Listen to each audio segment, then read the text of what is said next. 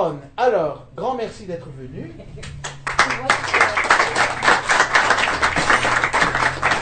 Alors à tous une belle année, évidemment. Hein, donc voilà, il y a des gens qui me connaissent ici, d'autres qui me connaissent par Facebook. Et je vais dire tout de suite, parce qu'elle se présente par ses photos, l'une des choses dont nous allons parler, c'est le temps. Vous savez, c'est un grand mystère, parce que la voyance, ça veut dire annoncer des choses qui vont venir. Donc ça implique la notion de temps. Mais le temps n'existe pas, la preuve, tu es toujours aussi belle qu'en 1990. Et l'an 2000, je crois que tout le monde est d'accord avec moi. Oui, yes. Alors, Canon. nous allons entrer dans le vif du sujet, si je puis dire. Mais d'abord, Vérone, comment en es-tu arrivée à pratiquer cette activité qui est désormais la tienne? Alors c'est une longue histoire. C'est une longue histoire. J'ai 3 jours, oui. Bon, je tenais quand même à Comme vous disait Saint Jean-Guy, remercier. mieux, j'ai 3 heures. Il faut remercier tous d'être venus. Je vous souhaite une bonne année, bien que moi ça m'énerve légèrement la bonne année, parce que je trouve que tous les jours de l'année, bien évidemment, on souhaite des bonnes choses aux gens. Voilà, on n'attend pas le 1er janvier, mais quand même plein de bonnes choses pour vous. Alors comment j'y suis arrivée? Étant gamine, on m'a quand même envoyé chez un psy, parce que je voyais plein de personnages, hein, donc j'appelais pas ça des entités à l'époque, plein de personnages un petit peu de toutes les époques, et j'ai eu une dame qui est venue me voir pendant très longtemps, toutes les nuits, et oui, le petit lapin qui est dans mes bras, là, un jour elle m'a dit, fais voir ton lapin.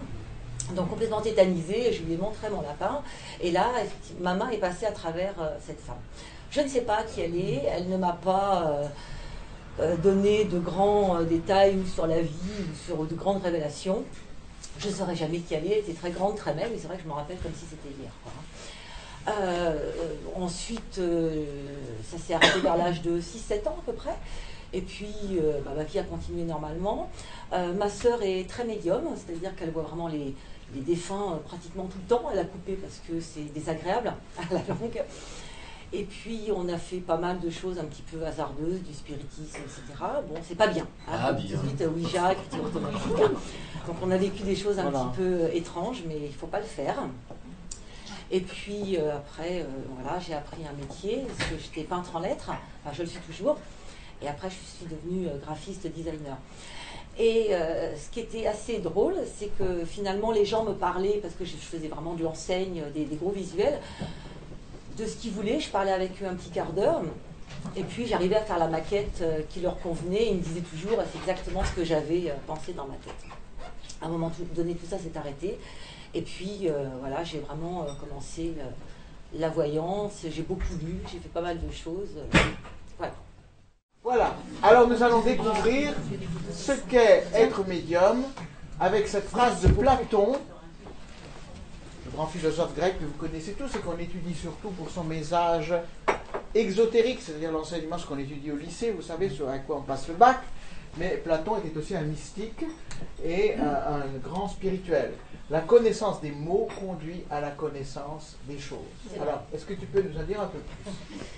Eh bien, on appelle, comme c'est marqué sur cette petite photo, je suis voyant, on appelle voyant, prophète, divinologue, médium, etc. Or, finalement, tout ça ne sont que des mots, quoi. Voilà, on va le voir tout à l'heure, il suffit d'accéder à ce champ quantique pour avoir les perceptions extrasensorielles.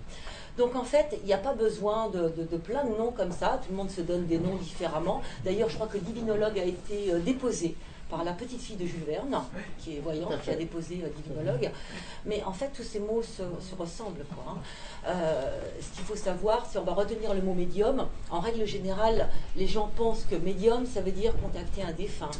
Mais en anglais, médium veut dire milieu, et ça veut dire aller. Médium, ça veut dire le courage du milieu, si je puis dire. Je ne vous fais pas un doigt d'honneur, hein. C'est simplement pour dire, donc c'est ce qui est intermédiaire. Intermédiaire, ça veut dire aller au-delà de ces 5 sens et capter effectivement tout le reste, quoi, son 6e sens. Voilà. Donc, pour moi, c'est le mot médium qui va complètement regrouper l'ensemble de tous les mots qu'il y a, quoi.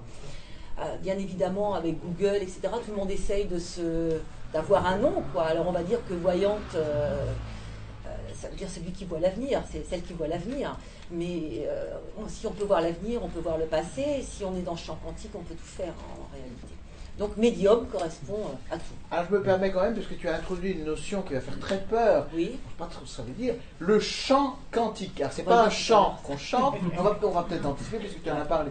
Le chant quantique, qu'est-ce que ça peut être? C'est de la physique, hein, accrochez-vous.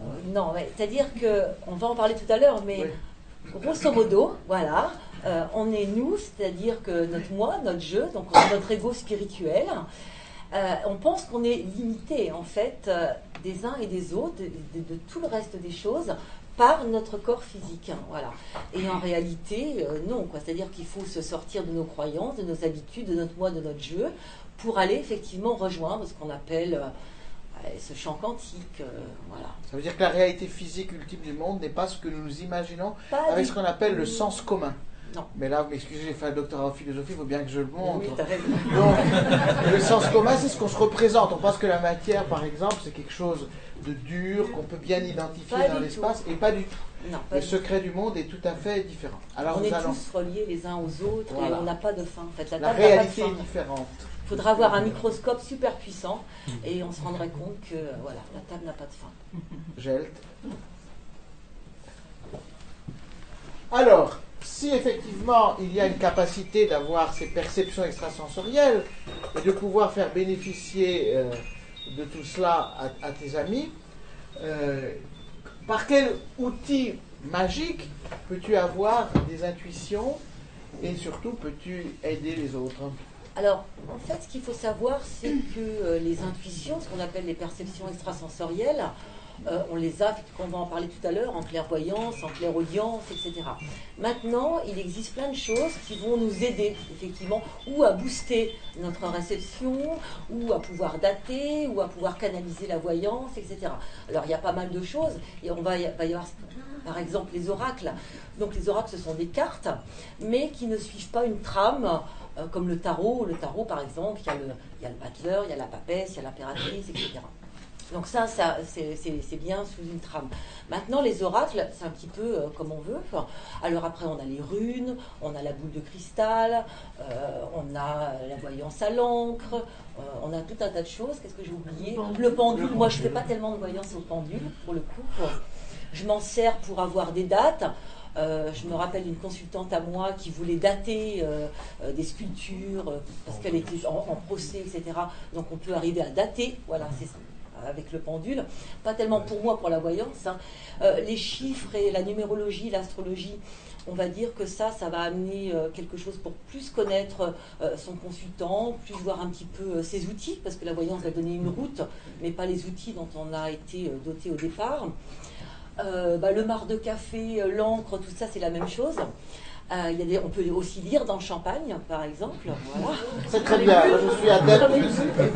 Alors, c'est la même chose en fait. Hein. On fait boire 3 fois son consultant. La première fois, on regarde. Il y a des petites bulles qui se forment. Il faut bien connaître le symbolisme en fait pour faire ça. C'est comme les taches d'encre. Et là, voilà, comme les taches d'encre. Et là, ça fonctionne comme ça.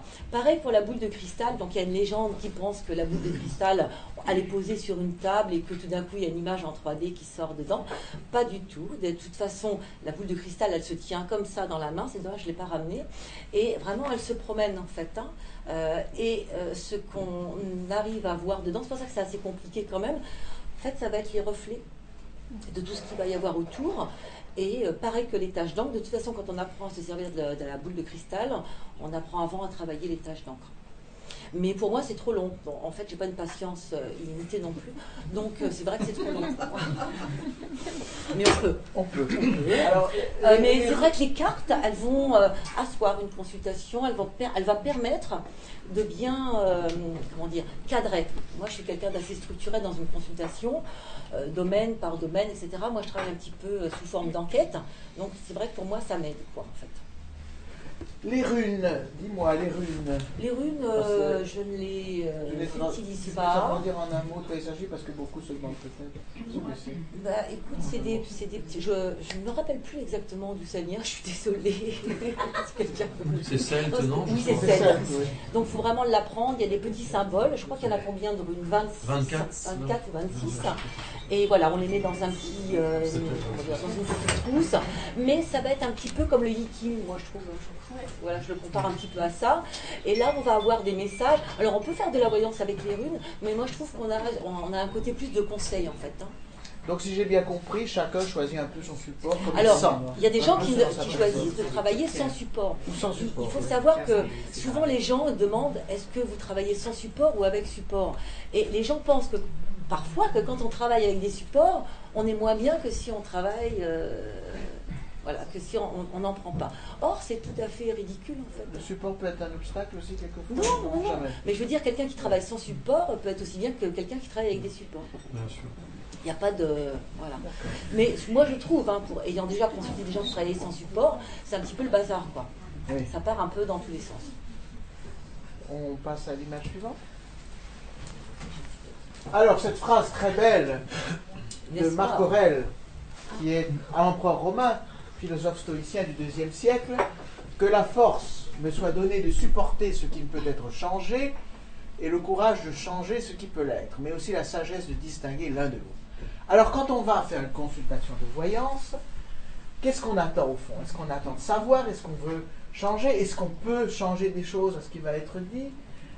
Quelle est un peu la perspective qui s'ouvre? Alors, dans notre métier, on est moitié-moitié. Hein. Donc, il y a une partie des voyants qui vont dire l'avenir il est tracé, on ne peut pas le transcender.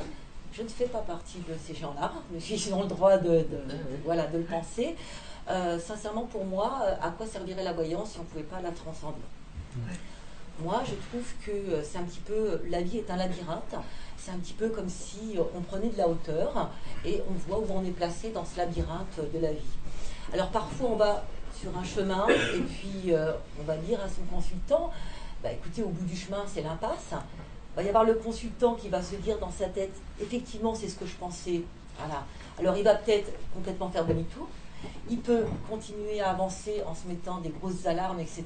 et puis être plus attentif. Ou alors il a besoin de se prendre le mur. Il y a des gens qui ont besoin de se prendre le mur, c'est comme ça.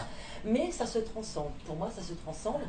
Et voilà. Et moi, d'ailleurs, j'ai transcendé ma vie grâce à la voyance. Et j'avais été voir une grande dame de la voyance qui s'appelle Yaga Didier. Tu la connais? Oui, non. Voilà. Et qui m'avait dit il y a très longtemps, j'étais mariée à l'époque, j'avais que 2 enfants, et qui m'avait dit, voilà, quand vous aurez 3 enfants, votre mari va avoir un problème, va être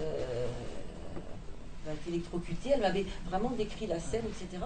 Et elle m'avait dit on peut transcender. Donc moi je l'ai transcendé parce que je suis très croyante, je ne suis pas pratiquante et maintenant je suis plutôt universelle, mais à l'époque j'étais vraiment pratiquante catholique et j'ai prié effectivement la Vierge par rapport à ça. Il a bien eu l'accident, il n'est pas mort. Il n'est pas au courant de ça, donc peut-être qu'il va l'apprendre. Mais bon, alors pour en revenir à ça, oui, il y a un écureuil aussi que j'ai pris en photo à Central Park. Tout ça pour vous dire que pourquoi on se dit, souvent on se dit, mais on entend des médiums ou des voyants qui disent, oui, quand j'avais 5 ans, quand j'avais 6 ans, comme moi d'ailleurs, j'ai vu ça, j'ai prédit le décès de quelqu'un de ma famille. Parce qu'en réalité, quand on est enfant, on n'est pas vraiment on est naïf, quoi, et on prend un petit peu les informations comme ça. Or, une des principales règles de la philosophie de base, monsieur le philosophe, c'est de dire que c'est le langage, quoi. Donc le langage fait bien partie de notre mode de pensée, et le petit écureuil qui est là, il n'a pas le langage comme nous on peut l'avoir. Alors il y a des gens qui disent oui mais si, ils pensent, non ils ne pensent pas comme nous, quoi. Ils agissent vraiment à l'instinct. Donc le petit écureuil il ne va pas se dire arrivé au bout d'un carrefour, est-ce que je vais à droite ou est-ce que je vais à gauche, quoi. C'est son instinct qui fait ça. Alors que nous l'homme, plus on grandit, on va avoir 5 ans, 6 ans, 7 ans, il y a le langage, donc il y a la pensée qui se met dedans, ce qui va renforcer ce qu'on appelait tout à l'heure notre ego spirituel. Et là, on accède moins au chant quantique parce que plus on grandit, plus on va se dire faut que j'arrête de fumer la moquette, voilà, tout ça, quoi. C'est pas vrai. Et surtout, alors, l'animal vit tout le temps au présent, il est tout le temps spontané, et nous, l'animal, on cogite beaucoup, c'est ça? Oui, parce que nous, on peut avoir des idées, on peut juger, donc un concept, on peut juger des idées, mais un animal, il peut avoir froid, faim, il peut être triste, il peut avoir plein d'émotions. Mais il n'a jamais été démontré qu'il pouvait effectivement juger des idées, ou avoir des idées et lier des concepts.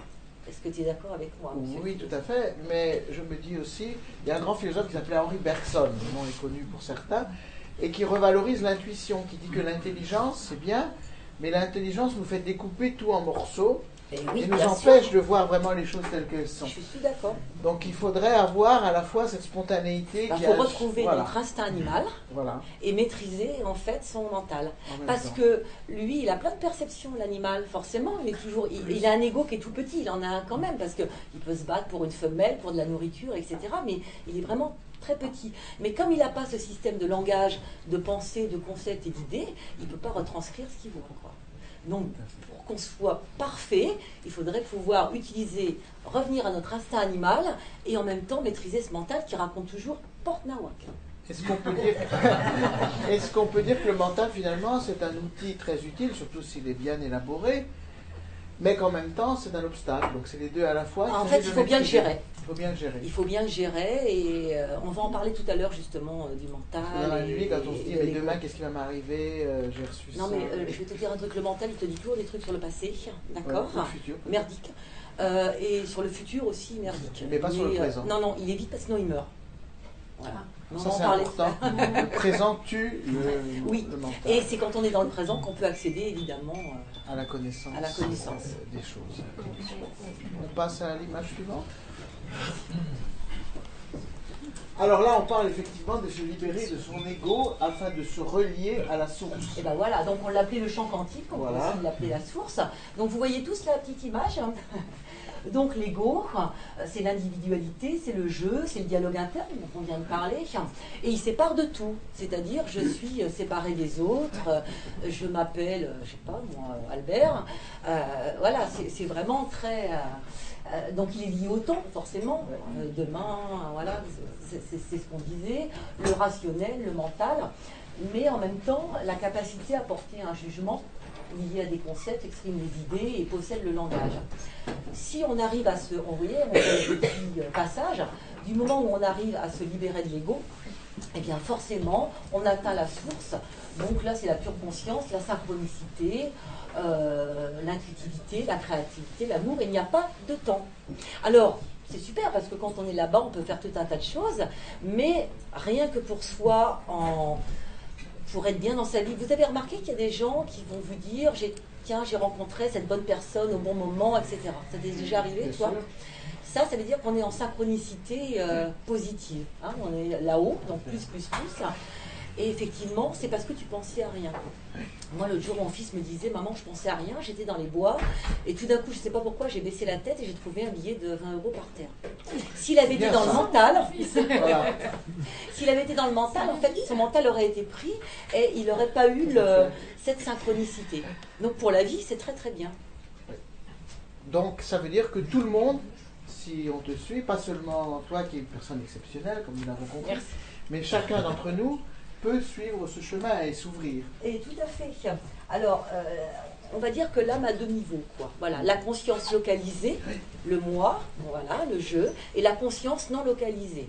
Alors, je ne sais pas si vous connaissez tous un petit peu Deepak Chopra. Moi, c'est quelqu'un que j'ai beaucoup lu, qui m'a vraiment beaucoup inspiré, parce qu'en fait, j'ai cherché longtemps, moi aussi. Donc, j'avais tout un tas de choses que je lisais, etc. Et après, il faut faire le tri, et justement, cette synchronicité amène la vérité. Et en fait, c'est lui qui dit ça. Il dit qu'on est un petit peu comme l'océan et les vagues. Donc quand on regarde l'océan de loin, on voit un tout. Et si on s'approche, effectivement, on voit les vagues. Et c'est un petit peu comme si nous, on était les vagues dans l'océan. Mais les vagues ne peuvent pas exister sans l'océan. Voilà. Tu me suis ? Et comment, concrètement, je te suis tout à fait, comment concrètement lutter contre ce mental dans notre vie quotidienne? Il ne faut pas spécialement lutter contre le mental, parce qu'il faut s'en servir à bon escient. Tu as besoin du mental pour aller, pour faire ton travail, pour faire tes comptes, pour faire tout un tas de choses. Simplement, en règle générale, et ça souvent on le fait quand on fait des récapitulations le soir. D'ailleurs, je vous conseille de le faire avant de vous coucher. Vous récapitulez votre journée en images, du moment où vous vous êtes levé jusqu'au moment où vous vous couchez. Et là, vous allez vous apercevoir que c'est un gruyère, quoi. Et on voit qu'on a été en automate, finalement, et on n'est pas dans le présent. Et donc, pour se libérer de l'ego, c'est-à-dire quand on veut, mais il faut le faire quand même plusieurs heures par jour, ou simplement pour aller rejoindre cette source et faire quelque chose en perception extrasensorielle pour vous, qu'est-ce qu'il va y avoir de mieux que la méditation? Tout le monde n'aime pas la méditation, d'accord? Moi, par exemple, bon, j'en fais un petit peu, c'est normal, parce que je fais du yoga, etc., mais je ne suis pas quelqu'un d'assez calme, tu vois, pour faire de la méditation 1 heure par jour. Mais il y a une chose qu'on peut faire malgré tout, c'est ce qu'on appelle la méditation active, la méditation tantrique. Vous allez chez le boulanger, acheter une baguette de pain, vous sentez vos pas sur le sol, les odeurs, le temps, la pluie qui tombe, vous sentez la baguette dans vos mains, etc. Et si vous faites vraiment tout ça, vous allez voir que le mental n'est plus là. Le mental est parti. Je ne sais pas si tu as déjà essayé. Tout à fait. Et là, justement, on va donc se mettre en synchronicité plus. Donc c'est là où c'est bien. Après, évidemment, quand on veut faire un travail médiumnique ou de précognition, là, à ce moment-là, on va porter l'attention, l'intention, etc. On passe à l'image suivante. Simple. Non. Alors c'est ici que commence l'apprentissage. Et bien voilà. C'est pas simple. C'est pas simple. Mais quand même, c'est possible. Oui, parce qu'on est bien d'accord que si on avait 100% de réussite sur 100% de personnes, on serait donc quelqu'un de parfait. L'homme parfait. D'accord? Ça voudrait dire qu'on maîtrise complètement son instinct et qu'on maîtrise complètement son mental. Or, on n'est pas évolué encore quand même. Hein. On sort encore nos poubelles dehors. Tu vois. Donc, on n'est pas arrivé à ce point de perfection. Donc, pourquoi qu'il y a des erreurs? Parce qu'il y a plein d'erreurs quand même. Voilà. Normalement, un bon taux de réussite, c'est 80%. Qu'est-ce que tu en penses, Stanislas? Voilà. Alors, Alors, ok, on est arrivé, vous avez vu, l'ego, il est parti, on est arrivé à se connecter à la source. Le problème qu'on peut y trouver, c'est ce qu'on appelle les égrégores, les formes pensées. Donc, des égrégores... on vient d'expliquer peut-être égrégore, donc c'est un groupe de formes de pensée. Condense. Voilà, c'est plein de personnes qui peuvent être... Ça, c'est une chose sur laquelle on reviendra, et aussi à d'autres fois, c'est que la pensée condense. Alors, c'est quelque chose qui peut nous étonner parce qu'on peut se dire, il y a d'une part ce qui existe, ce qui est réel, on pense ça, nous, spontanément. Il y a d'une part ce qui est réel, c'est-à-dire les choses qui nous résistent, qui viennent de l'extérieur, qu'on peut toucher, voir, et puis d'autre part, il y a nos pensées. Et on se dit, mais la pensée, en réalité, c'est différent. En fait, c'est pas vrai du tout. C'est-à-dire que la pensée se condense en réalité. Et quand il y a plusieurs pensées qui vont dans un même sens, par exemple, dans une église, vous avez plein de gens qui prient, eh bien, au bout d'un certain temps, ils se forment quelque chose qui est leur pensée commune. Qui est leur pensée commune et qui est comme une réalité différente de chacun d'eux, mais qui a une consistance. C'est pour ça que c'est par exemple très difficile de faire des prédictions sur des élections, etc. Voilà. Parce qu'il y a plein d'égrégores entre les gens de tel parti, les gens de tel parti, et voilà, c'est un petit peu difficile. Mais même quand on a un consultant devant soi, c'est pour ça que moi je dis toujours à mon consultant, soyez bien ici, maintenant, posez bien vos pieds, etc. Sur le sol, je leur demande vraiment d'être présents, parce que souvent, la personne, ce qu'elle va faire, c'est que, en fait, elle pense ça. Elle pense que plus elle va penser à ce qu'elle souhaite, finalement, plus ça va arriver, ce qui est une erreur totale. Et on va tomber sur elle, ce qu'elle a formé finalement dans ce qu'elle souhaiterait vivre en fait, voilà. Donc, ce qui se passe, elle va créer ça, elle crée des bulles. Toute pensée qu'on va effectivement engendrer, c'est comme une graine en fait, hein, qui se met là-bas, et effectivement elle va prendre consistance, voilà. Donc je ne dis pas qu'elle va arriver à chaque fois, mais en tous les cas, là, elle n'est pas arrivée, mais il y a cette bulle de pensée quand même. Et donc le voyant, s'il ne fait pas attention, dans le cas d'une voyance, ça peut être influencé par le désir de la personne. Tu vas tomber pile poil là-dessus, donc en fait, sur ce qu'elle souhaite. Donc c'est comme un espèce de chemin clone. Donc il y a tout ça, il y a les égrégores, etc. Et puis ensuite, bon, alors admettons, on va bien penser, on va bien faire attention et bien recroiser les choses pour ne pas tomber dessus. Mais une fois qu'on a l'information, on se doute bien que ce n'est pas des informations qui arrivent d'une clarté inouïe quand même. Hein. Donc on a des blocs de pensée. Plus on va travailler dessus, plus ces blocs de pensée vont être affinés. Mais ça reste des blocs de pensée, quoi. On va avoir besoin du mental. Et je vais grossir, à un moment donné, on a besoin de ce mental, parce que les blocs de pensée, il faut bien les traduire. Et c'est là où il faut faire attention. Moi, je donne toujours effectivement ces blocs. Et après, je parle qu'effectivement, ça pourrait amener ça, ça et ça. Parce que, par exemple, c'est ce qu'on disait l'autre jour, on a du bleu, on a du froid, des couleurs, etc. Votre mental va vous donner une piscine, alors que finalement, ça va être un aquarium. Le mental, il va sauter, il saute sur tout ce qui bouge, quoi. Donc, voilà. Et après, il faut bien retranscrire. Alors, on va aller voir les pièges après, hein, mais effectivement, il y a le mental, il y a l'interprétation, l'émotionnel, l'imagination. Finalement, c'est comme dans la perception sensible, disons avec nos yeux. Si on se promène sur un chemin, on voit une forme au loin, on se dit, ah ben c'est un homme, et finalement c'est une femme. Ouais. Parce qu'on a interprété. Parce que pour moi, la voyance, c'est ça en fait. Hein. C'est voir le chemin probable de la personne. C'est un petit peu comme si un peintre faisait une esquisse, quoi. Tant qu'on le voit de loin, on ne sait pas trop encore qu'est-ce qui va être dessiné dessus. Et plus on approche, effectivement, plus on voit le détail. Donc est-ce qu'on peut dire que l'erreur, la marge d'erreur, ne tient pas à la perception elle-même, mais à l'interprétation de la perception? En fait, l'erreur, on va les voir de toute façon, justement, les pièges en détail. Et c'est pour ça qu'il faut être relativement bien centré. On va voir tous les pièges. Il ne faut pas être dans l'émotionnel, il ne faut pas être dans l'empathie, il ne faut pas être en télépathie non plus. C'est ça, il faut voir ce que l'autre pense. Exactement. Il faut éviter toutes ces bulles.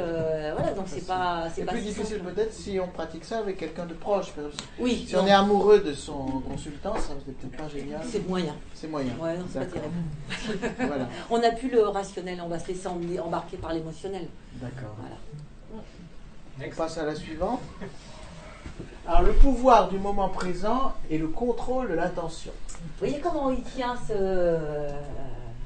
son gouvernail? Oui. Et oui, parce qu'on fait quoi une fois qu'on est dans la source et qu'on veut obtenir des informations? Donc il faut vraiment porter attention à son intention. Elle est hyper volatile, donc c'est vraiment quelque chose à faire. Et puis il faut aussi savoir qu'à un moment donné, il faut se poser et arriver à faire le calme en soi. Et afin d'éviter les petits bruits, les petits stimuli, etc. Alors au début on fait ce travail, après ça devient naturel, mais vraiment faire le calme en soi. C'est hyper important et se recentrer sur soi dans son écoute intérieure. Et donc contrôler son intention, oui. C'est-à-dire qu'il faut vouloir en quelque sorte. On contrôle son intention parce qu'une fois qu'on est dans la source, on y fait quoi? Donc on va porter des attentions, c'est-à-dire qu'est-ce qu'on veut y faire. Voilà. Si on son intention. Là, flottant, ben non. Peut-être que vous avez tous vécu ça avant de vous endormir le soir, c'est-à-dire que vous êtes dans un niveau vibratoire qui n'est pas le sommeil, qui n'est pas l'éveil, et vous pouvez entendre des choses, voir des visages, voir tout un tas de choses. En fait, vous êtes déjà en haut, mais vous n'allez porter aucune intention. Moi, c'est pour ça que je voyais des gens que je ne connaissais pas. Maintenant, quand on veut y faire quelque chose, par exemple dans cette profession, l'intention, c'est quoi? C'est un contact avec un défunt, donc ce qu'on va appeler la médiumnité, bien que toutes les disciplines regroupent ce mot. Est-ce que ça va être un contact qu'on appelle channeling, c'est-à-dire avec les êtres... on va appeler de lumière, ça fait peut-être un peu avec l'intelligence, voilà, de lumière. On va pouvoir faire de la précognition, on va pouvoir faire donc de la voyance, de la rétrocognition, et tout ce genre de choses. Donc déjà, il faut porter l'intention. Donc rétrocognition, c'est la connaissance des choses qui ont eu lieu déjà, du passé. Voilà. Est-ce qu'on peut mélanger les deux, c'est-à-dire quelque chose t'apparaît? Oui, tout à fait, bien sûr. Il suffit de changer, en fait. Tu vois, déjà, bien garder son intention. Alors après, il y a l'intention du sujet sur lequel on parle. Donc il faut aussi savoir switcher, parce que quand le consultant parle de quelqu'un, il faut tout de suite déplacer son intention, se repositionner sur l'autre personne.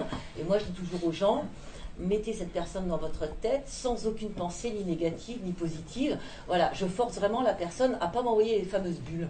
Voilà. Et après, on a l'intention du temps. D'accord. Est-ce qu'on est en voyance? Est-ce qu'on est... Alors, ici, on parle de clairvoyance, clairaudience, clairolfaction. Donc ça fait appel aux sens, aux 5 sens que nous connaissons. Clairsentience. Non, ça, c'est les sens que l'on... Oui. C'est tous les autres sens. Les autres sens, justement, auxquels on fait appel. Le guerrier de lumière connaît l'importance de l'intuition. Alors, clairvoyance, ça veut dire que les perceptions viennent sous le mode de ce qui est... La clairvoyance, ce sont des images, en réalité. Alors, il faut, pareil, il y a cette légende. Vous avez dû voir ça dans les magazines ou ailleurs ou à la télé, médium pur par flash, quoi. Mais tout ça, en fait, on est quand même dans une société de consommation. Tout ça, c'est pour faire vendre. Que la personne, elle soit clairaudiente ou autre, Voilà, médium Oui. pur par flash, bon, faut arrêter avec ça. Ou alors de ma grand-mère gitane depuis 8 générations. Ça marche pas. Non. Donc la clairvoyance, c'est une image qui s'impose à l'intérieur de nous. Hein, c'est pas comme un cinéma, c'est pas quelque chose que vous allez voir sur le mur. En fait, il y a une différence à ça. Quand vous vous dites, par exemple, je sais pas, je pars en vacances, je sais pas, quelque part où vous n'avez jamais été, vous allez imaginer, vous allez construire une image dans votre tête. Voilà. La clairvoyance, ça va être la même chose, sauf que vous n'aurez pas créé, en fait, cette image. Voilà.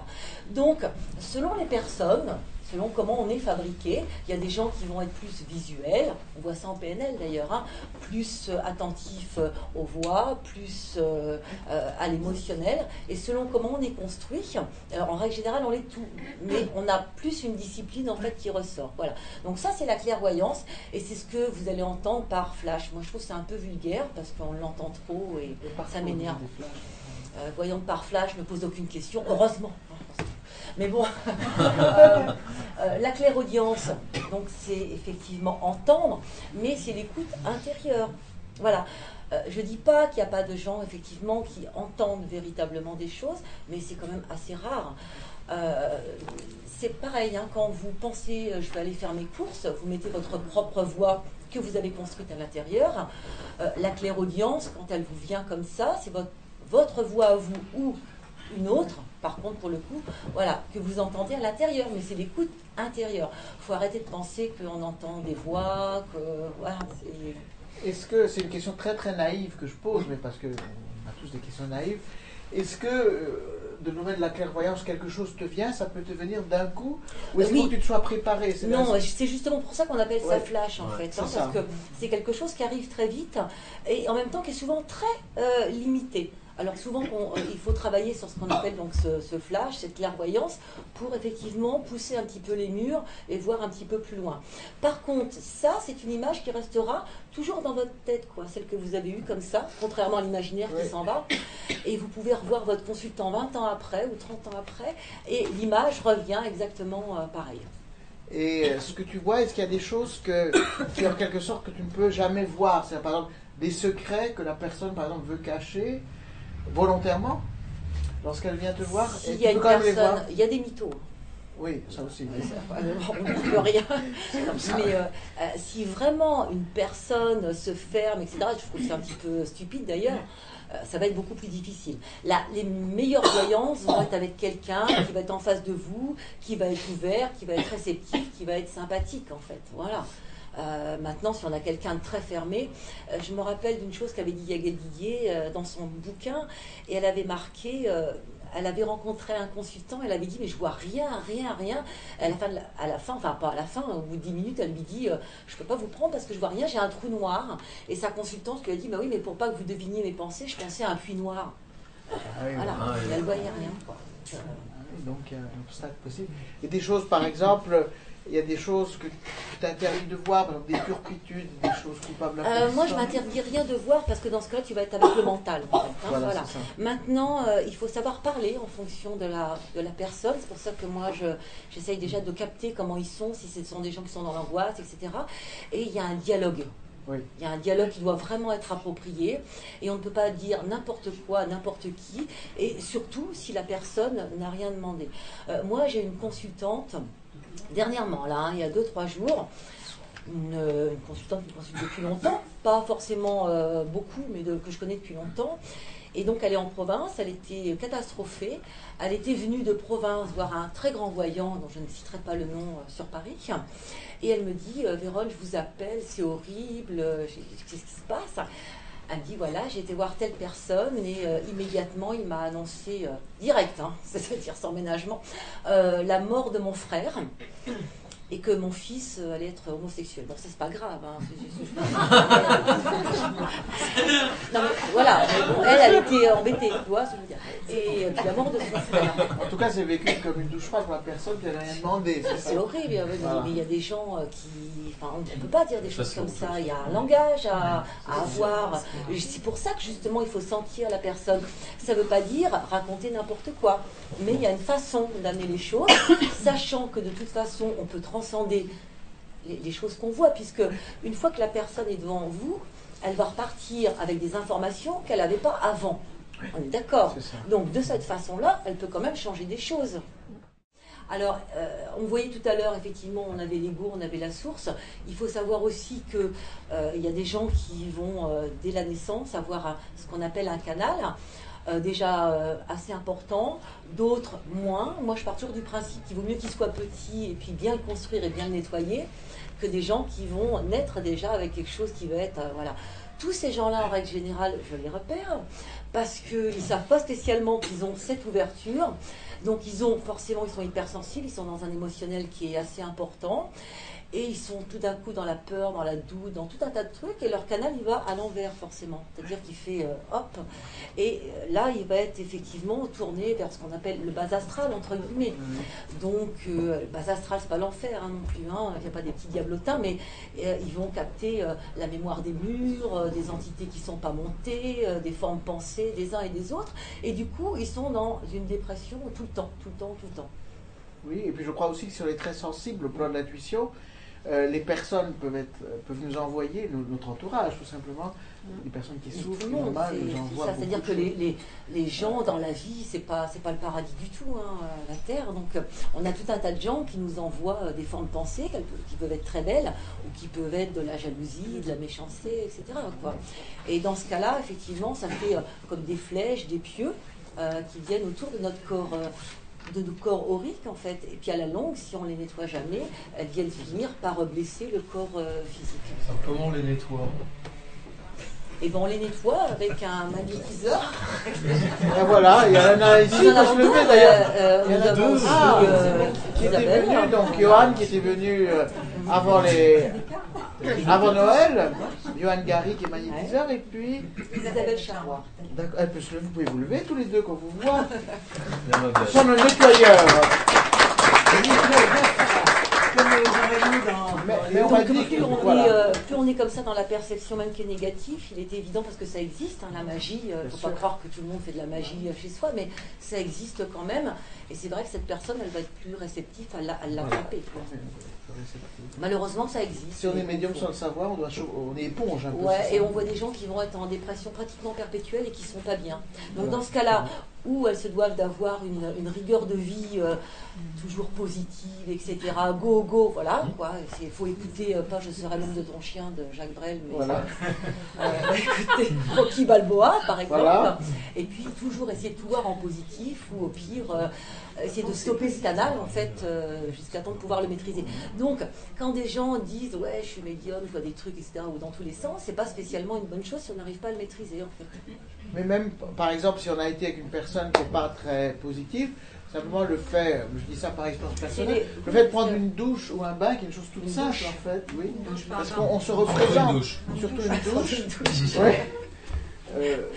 Mais c'est normal puisque on croit que nous on est séparés par notre corps. Or on baigne tout le temps dans un amas d'informations. C'est vraiment une grande banque d'énergie qui va vibrer à des niveaux différents. Donc forcément, plus on est réceptif, plus tu vas prendre les énergies de l'autre, quoi. C'est évident. Après, à soi. Et sentir un peu par avance aussi quand on approche une personne, ce qu'elle dégage, etc. On le sent. On le sent tout de suite en règle générale. Il y a des gens qui nous qui nous attirent et d'autres qui nous repulsent. Voilà. Et qui ne sont pas forcément des personnes non, sur lesquelles on porte un jugement on n'est moral pas dans négatif. on n'est pas dans la même énergie vibratoire. Puisque ça baigne, on va passer à l'image suivante. On n'avait pas vu la clairolfaction quand même, parce qu'il y a des gens qui sentent des odeurs, souvent dans les cas de contact avec les défunts. Et puis la clairsentience, c'est vraiment par rapport aux émotions. D'accord. Et cette belle phrase donc de Paulo Coelho, le guerrier de lumière connaît l'importance de l'intuition. Il y avait des bonnes choses, mais les dernières, je ne trouve pas terribles. Ah bon. Alors les pièges et les erreurs, on a déjà un peu parlé, mais ça oui, mais on va quand même les relister. Alors pourquoi effectivement il y a des gens qui consultent et qui disent ça n'a pas fonctionné, où s'arrête effectivement la réception d'informations, de perception extrasensorielle et où commence l'imaginaire. Moi j'ai vu en formation, parce que je fais des formations de 3 jours, dont certaines personnes ici les ont déjà fait il y a longtemps. Et qui vont partir avec des très bonnes perceptions, des bonnes images, et en fait elles se laissent emmener par ça et elles partent dans l'imaginaire, quoi. Après c'est des créations de notre mental. Mais c'est pas toujours simple de savoir où commence l'imaginaire et où s'arrête la réception. Voilà. Donc l'imaginaire, alors le fameux mental, donc c'est-à-dire qu'on est ou sur un contact ou toute autre chose, c'est évident que, je ne sais pas, il y a votre porte qui grince, etc. Hop, ça va faire retirer votre intention. Il faut vraiment toujours être dans ce présent. Alors, même si vous trouvez que ça a l'air d'être compliqué, avec le temps, ça se fait très facilement. On arrive vraiment à le retrouver. Alors le mental qui envoie tout un tas de choses, le libre arbitre de la personne, parce qu'il y a toujours beaucoup de gens qui disent ah bah oui les voyants, ils parlent du libre arbitre, mais c'est ce que je disais tout à l'heure, il est évident que quelqu'un qui vient consulter va repartir avec des informations qu'elle n'avait pas avant, forcément elle peut quand même changer des choses. C'est évident. Moi, je préfère que quelqu'un me dise, grâce à vous, j'ai pu éviter ça, voir ça, etc., que quelqu'un me dise, ouais, tout ce que vous m'avez dit est arrivé. Bon, c'est super en même temps, mais ça flatte l'ego. Mais pour moi, elle n'aura pas eu une utilité réelle, en fait. Alors, les chemins clones, on en a parlé, c'est les gens qui projettent tellement la vie qu'ils voudraient qu'on finit par tomber sur ce chemin clone. L'émotionnel, on en a parlé aussi, on est en empathie avec la personne, on est dans l'émotion. Si on est dans l'émotion, on est dans le mental, donc forcément, là, ça ne va pas fonctionner. La complaisance, c'est la facilité. Quand quelqu'un vous dit, on a beaucoup de consultations sur le sentimental, 70% à peu près, et les questions qui se répètent, c'est est-ce que mon mari va revenir, est-ce que mon amant va quitter sa femme, etc. Et quelqu'un qui est dans l'attente, elle veut vraiment entendre ce qu'elle a envie qu'il se passe. Et c'est plus facile pour un voyant de dire ce que la personne a envie que le contraire. Souvent, c'est insulté, grave. Mais en règle générale, bon, les voyants ne vont pas faire ça, mais on va parfois retrouver ça sur des plateformes ou des choses comme ça parce que les gens sont fatigués et voilà. Mais bon, on fait une parenthèse avec ça. Il y a aussi de très bons voyants sur certaines plateformes, sur certains numéros d'hôtel, etc. Mais c'est vrai que des gens qui vont faire 10-12 heures d'affilée, voilà, ils vont peut-être plus se mettre dans la vie. D'accord ?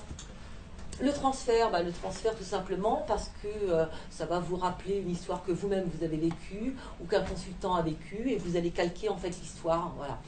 Je me rappelle, il y a une dizaine d'années, il y avait une voyante que je connaissais qui était sur un réseau d'hôtels et elle avait vécu un problème, elle avait été enceinte, elle avait perdu son enfant et toute personne qu'elle avait qui était enceinte, elle lui disait vous allez perdre l'enfant. Donc, donc ça c'est les transferts. Puis après c'est ce qu'on a parlé, c'est l'interprétation évidemment. Une interprétation elle peut être complètement différente. Et c'est là où le don véritable il existe en fait. Parce qu'on parle du don en fait de la voyance, mais vous avez vu qu'on peut y aller facilement. Après c'est un travail de se centrer, de centrage, de méditation, de sortir de l'ego. Mais le véritable don pour moi c'est l'interprétation et arriver à décrypter, donc en recoupant, en retravaillant différemment avec plusieurs énergies différentes. Une question très indiscrète, est-ce qu'il peut arriver à une consultation et puis que tu ne te sens pas du tout à l'aise, oui. Soit parce qu'à ce moment ça ne va pas bien chez toi, soit parce qu'effectivement la personne, tu ne la sens pas ou elle a l'air hostile ou je ne sais pas, pour un tas de raisons, et que tu dises non, il n'y aura pas de consultation possible. Ça peut arriver. En fait, si tu veux, quand tu es mal, tu es plus mal quand tu fais la consultation, puisque étant donné, même quand tu as des problèmes personnels, étant donné que tu es plus dans ton mental, donc tu n'es pas ni dans ton passé, ni dans ton futur. Tu es dans ton présent. Donc tu es complètement câblé, et voilà. Ce qu'il faut, c'est faire la consultation et prendre effectivement, tu te dis voilà, je vais le faire. Mais quand tu es dedans, il n'y a pas de problème. C'est ce que je fais pour mes conférences. Je me sens toujours bien quand je fais une conférence. C'est juste qu'il dit parce qu'on est dans le moment, dans le moment présent. On est tout à fait en plein dans ce système. Il faut toujours écouter quand même les voyants parce qu'une fois un voyant m'a dit, je vais vous dire, raconter une anecdote personnelle, mais ça va dans son sens. Je voulais m'inscrire à un concours prestigieux, bon. Et alors je vais voir un voyant, je lui parle d'un tas de choses et je lui dis, mais est-ce que ce concours va réussir? Alors il me dit, le problème n'est pas qui va réussir ou pas réussir, mais c'est que vous-même, à partir d'un certain moment, ça ne vous intéressera plus du tout de passer ce concours. Et elle me suis dit, oui, mais quand même, etc. Et j'ai travaillé, donc j'ai perdu plusieurs mois d'une année à préparer ce concours. Et quand il est venu après le moment de le soutenir, je me suis dit, je ne suis pas allé. Je me suis dit, ça n'a plus d'intérêt pour moi de faire ce concours. Donc je me suis dit, c'est bête, si j'avais écouté le voyant, j'aurais pas perdu 6 mois à travailler. Oui, peut-être, mais je pense que tout amène une expérience. Voilà. C'est une manière de parler, mais pour dire quand même qu'il y a quelque chose quand même. De l'ordre du conseil aussi. qui est intéressante. C'est-à-dire qu'il y a une utilité, c'est aussi en réaction à ce que tu disais tout à l'heure. Mais alors là, est-ce qu'on perd pas son temps? Non, pas du tout, parce que ça peut apporter une manière de réorienter sa vie. Franchement, même surtout sur des voyances aussi professionnelles. Hein. Moi, j'ai des directeurs d'entreprise, etc. Donc, on est sur de la voyance d'affaires qui ont besoin d'être guidés ou par rapport à certaines personnes qu'ils embauchent. Ou, voilà. Tout à fait. Donc, ça devient... Alors, le temps, autant suspend ton vol. T'es chanteur. T'es chanteur. Et je l'ai été, en tout cas. J'ai toujours été marqué par ce vers de Lamartine. Autant suspend ton vol et vous, heures propices, suspendez votre cours. Bon, il veut pas ça fait chanter, partie d'un poème qui s'appelle Le Lac, Non, que nous avons, pour certains Trois d'entre nous, phrases. étudié au lycée. Et alors le temps est comme suspendu. Alors le temps, c'est comme... qu'est-ce que c'est finalement le temps? C'est Mais parce que tout le monde demande quand. Il faut savoir que là-haut, tout est linéaire, quoi, tout est mélangé. Alors c'est un petit peu compliqué à comprendre, mais il n'y a pas spécialement de passé, de futur ou de... Je crains que ce soit mon portable. Très bien. Et en plus de ça, c'est une petite musique mystique. Ah, ouais. C'est une métaphore. Donc il n'y a pas Tournée de générale, celui dans le portable. Attendez, le mien reste allumé. Attendez, je parle trop vite là. Je vais quand même le couper parce que sinon. Alors oui. le Donc temps. il est évident C'est quand pas même moi, ça, que qui quand sais. quelqu'un consulte, il veut avoir une notion de temps.